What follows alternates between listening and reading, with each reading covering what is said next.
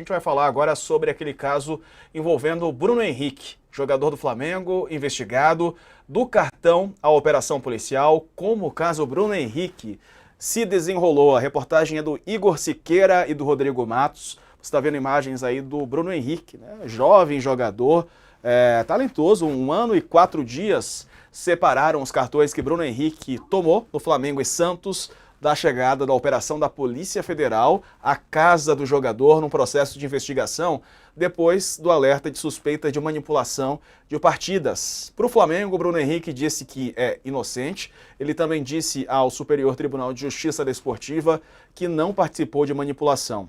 A punição foi dada pelo juiz, o Rafael Klein, depois de Bruno Henrique ter acertado, ou tentado acertar, para ser mais preciso, o Soteldo, aos 52 minutos do segundo tempo.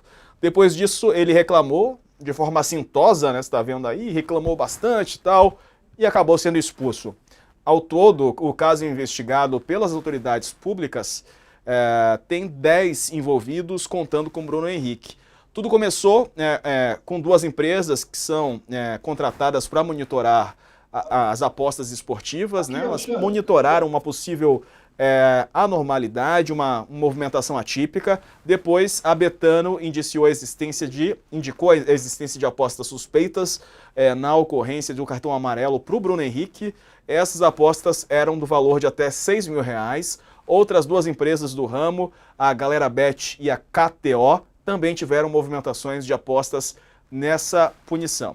Entre as pessoas, haviam apostas e movimentações ligadas a Vander Nunes Pinto Júnior, que é irmão do Bruno Henrique, Ludmila Araújo Lima, cunhada do Bruno Henrique, e Poliana Esther Nunes Cardoso, prima do Bruno Henrique. Houve um aviso para a FIFA, que repassou a informação para a Conmebol. A partir daí, a EBIA fez o relatório, passou a apontar uma possibilidade de fraude por conta do cartão amarelo. Esse relatório só estava disponível em junho de 2024 e foi encaminhado à PF. Há um acordo, então, entre a Polícia Federal, empresas de monitoramento, para receber avisos sobre suspeitas. O material também passou pela Unidade de Integridade da CBF. Então, quer dizer, o Bruno Henrique levou o cartão amarelo, e a Polícia Federal identificou aí que os apostadores que definiram ou que apostaram no cartão que seria sofrido pelo Bruno Henrique, muitos deles eram parentes do jogador, o que levantou uma suspeita ainda maior. E no decorrer da investigação, que também envolve o Ministério Público do DF, dados obtidos juntos a casas de apostas, por intermédio de representantes e tal, apontaram que as apostas teriam sido feitas por parentes do jogador, por outro grupo ainda sob apuração. A Polícia Federal cumpriu 12 mandados de busca e apreensão em 5 cidades diferentes. E aí, Rio de Janeiro, BH, Lagoa Santa, Vespasiano e Ribeirão das Neves. As 4 últimas são mineiras, né? O Bruno Henrique de lá. Houve busca na casa do jogador, que foi acordado pelos agentes. Os policiais entraram e pediram o celular do Bruno Henrique, que o entregou. Ele forneceu a senha do aparelho. Uma busca no centro de treinamento do Flamengo não resultou em nenhuma apreensão. Vamos trazer para cá o Andrei Kampf, nosso colega aqui do UOL. Andrei, prazer recebê-lo. Bem-vindo. Boa noite. Nos conte, o Andrei, que além de jornalista, descobri há pouco, Andrei, você também é advogado, né? Atua na área desportiva. Me conte qual que é a tua impressão, Andrei, dessas informações todas. Confesso que fui surpreendido. Tem toda uma investigação que também envolve um outro jogador, o Lucas Paquetá, né? Mas agora esse braço da investigação chegando ao Bruno Henrique. Como é que caiu essa notícia para você, Andrei? Boa noite. Tudo bem, Diego? Boa noite. Prazer conversar contigo, com o Ricardo Couto, com o Thales e participar dentro da programação de vocês, agora também na TV a cabo.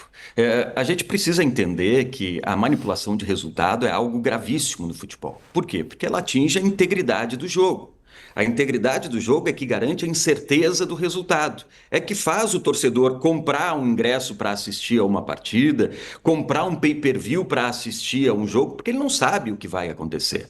No momento que esse jogo é resolvido na calada da noite por uma organização criminosa, a gente está atingindo a integridade do jogo. Isso passa a ser muito sério. Por isso que o esporte se protege e pune com rigor a manipulação de resultados. E aí a gente tem dois movimentos constitucionais distintos que combatem a manipulação para proteger a integridade do jogo. A gente tem o Estado, através do Ministério Público, investigando e apurando, e tendo condições, depois de fazer uma denúncia com base na Lei Geral do Esporte, que prevê, inclusive, punição de 2 a 6 anos por atleta que aceite uma recompensa para manipular resultado esportivo. É muito grave, veja só, pena de detenção de 2 a 6 anos. E a gente tem a cadeia privada do esporte, que é um outro movimento que tem autonomia, com força constitucional, lá no nosso artigo 217 da Constituição, que também prevê punições duras na esfera esportiva. Na justiça desportiva. O que traz o Código Brasileiro de Justiça Desportiva, lá no artigo 243? Conduta contrária à ética desportiva por manipular resultado. E a punição pode chegar de 360 a 720 dias, 2 anos afastado, o que é muito para um jogador de futebol. Isso pode representar o fim de uma carreira. E em caso de reincidência, a punição é ainda maior. É o banimento.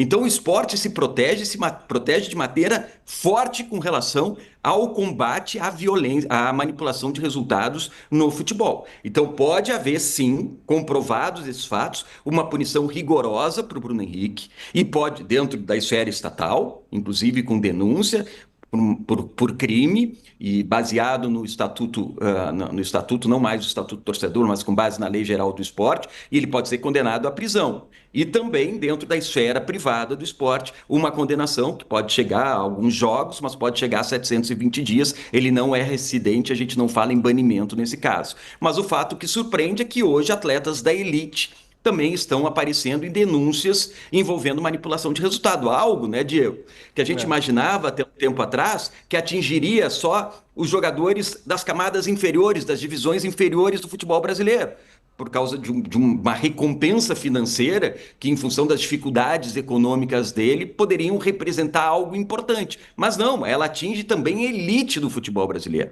Isso é muito grave, não só porque atinge a elite, é muito grave porque atinge a essência do esporte e atinge todas as divisões. Mas chama mais a atenção quando um atleta de ponta, que tem altos salários, se envolve nesse tipo de comportamento. E a gente tem algum histórico, não só no Brasil, histórico recente de atletas que foram punidos pela justiça desportiva, e tem casos que estão sendo analisados pelo Poder Judiciário brasileiro, em função do que traz a Lei Geral do Esporte, de atletas de ponta do futebol brasileiro, da primeira divisão do futebol brasileiro, como Bauerman dos Santos, como Paulo Miranda, que foi do Grêmio, foi do São Paulo, que foram flagrados por manipulação de resultados, julgados e condenados na Justiça Desportiva. Paulo Miranda, por exemplo, pegou 720 dias, 2 anos de suspensão. Andrei, André, aqui, uma coisa que ninguém coach. está entendendo. Oi, desculpa. Não, Não, só uma desculpa aí, eu só ia falar que o Bruno Henrique recebe mais ou menos 2 milhões de reais por mês, né? Então, E é aí, sobre isso que eu queria perguntar. diga lá, Porque coach, as então. pessoas não entendem. Você acabou de falar, André, que jogadores da elite do futebol brasileiro, né? Então, vamos citar aí Paquetá, Luiz Henrique, agora Bruno Henrique e tal.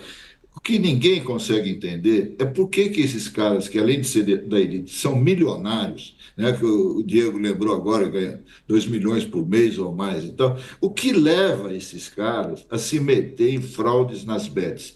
Eu não consigo entender. Como é que você explica isso?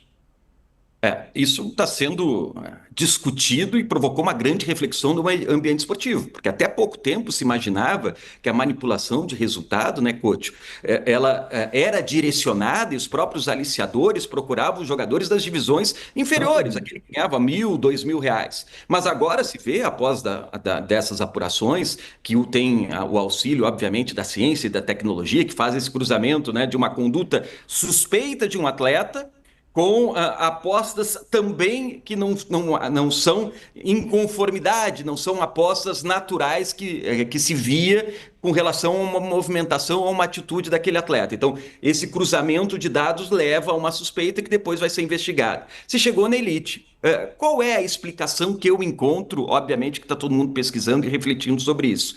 Primeiro, uma sensação de impunidade. Nada vai acontecer comigo. então eu vou participar dessa brincadeira. É uma brincadeira, eu vou tomar um cartão, isso não influencia diretamente no resultado do jogo, e eu vou tomar esse cartão, os meus amigos vão brincar com isso, vão ganhar um dinheiro com isso e nada vai acontecer comigo. É essa sensação de impunidade que a gente precisa acabar, e aí o direito precisa agir, porque o direito, né, coach, ele tem algo diferente das outras ciências. Ele tem uma força coercitiva, porque a gente pode dizer que a Terra é plana e a gente achar alguém ignorante em função disso, mas ninguém vai poder ser preso por dizer que a Terra é plana. Agora, se a gente não agir em conformidade com aquilo que o direito traz, tem uma punição. Então, o direito precisa, obviamente, buscar esses tipos penais, enquadrar no rigor da lei, porque atinge algo importante do futebol, e mudar essa cultura da impunidade. E outra questão que também é importante é a falta de conscientização. O esporte não se preparou para a aposta esportiva. A aposta esportiva foi legalizada no Brasil lá em 2018. Quando havia dentro da própria lei, isso é importante a gente destacar, Diego, Tales e Coach, quando havia dentro da própria lei uma obrigação de regulamentar de 2 anos. A gente ficou 6 anos esperando para regulamentar uma atividade que a gente sabia que traria sérios riscos para a integridade do futebol, para a saúde pública do Brasil, e se esperou 6 anos. Então os problemas que deveriam ser mitigados, eles foram majorados, eles foram catalisados. Então a gente precisa entender que o esporte precisa trabalhar também de uma maneira preventiva, educativa e não só nas divisões de base, inclusive no futebol profissional, com as federações trabalhando em conjunto com os clubes, para educar o atleta de que manipulação de resultado não é uma brincadeira, é algo grave que atinge a integridade do jogo e que leva a uma punição severa. Thales. Obrigado. Tem pergunta, Thales? Você... Flamenguista, né, Thales? Pois é, para mim foi uma tristeza. Jamais imaginava. Agora, o que me parece nesses 2 casos, o caso do Bruno Henrique e o caso do Paquetá, é que arrumou uma forma de os parentes ganharem dinheiro. Não é tanto para ele, mas é uma forma de os parentes ganharem direito. Tem aí uma pressão familiar que diz assim, um pouco o que o André está dizendo, olha, vai lá, toma um cartão amarelo, você não vai sofrer grandes punições e a gente aqui ganha uma boa grana, né? Agora, esse caso mostrou que já estão, que as bets, já existe uma associação que funciona quase como um COAF, vendo irregularidades nas apostas e podendo detectar. Isso é muito importante. Isso é muito importante porque vai ser impossível agora banir as bets. Até porque é de interesse delas, né, Thales? Porque elas perdem dinheiro também quando há esse conchavo, né? Porque, digamos assim, elas acabam saindo no prejuízo também. Desculpa, eu te interrompi, Thales. Pode complementar. Não, você falou tudo. Exatamente isso. Elas também perdem dinheiro. Agora, a tendência dessa gente é deixar correr solto e dizer não tenho nada com isso. Nesse caso, o que o André chamou a atenção também é que se elas continuassem permitindo isso, elas estariam atrapalhando muito o próprio esporte, que é quem sustenta elas, é o esporte. Então, aí, perdendo credibilidade no esporte, perdendo as pessoas, as torcidas abandonando, elas acabariam perdendo. Então, de certa maneira, foi o que ocorreu aí. Não é, André? Não, sem dúvida nenhuma, né, Thales? O que a gente tem é um movimento onde só quem ganha são as organizações criminosas, são as quadrilhas que agem aliciando atletas para essa manipulação de resultados. Agora, o que a gente vê de maneira evidente é que há uma falta de conscientização dentro da categoria dos jogadores de futebol, mas isso também poderia valer para técnico, para qualquer pessoa que faz parte da cadeia associativa do esporte, de que a manipulação é algo grave e não é uma brincadeira de família. Isso leva a punições rigorosas. A gente tem na Inglaterra, por exemplo, onde o Lucas Paquetá vai ser julgado por um comitê disciplinar da FA, da Federação Inglesa, jogadores da seleção inglesa que foram proibidos de atuar por mais de 8 meses, porque se envolveram em manipulação de resultados e não estavam apostando no próprio jogo. Eles se manifestaram e apostaram em jogos de terceiros. O que há? O movimento esportivo, para proteger a integridade, ele proíbe qualquer tipo de relação direta ou indireta de qualquer pessoa que faz parte da cadeia associativa do futebol, a FIFA traz isso no seu código disciplinar, com sites de aposta.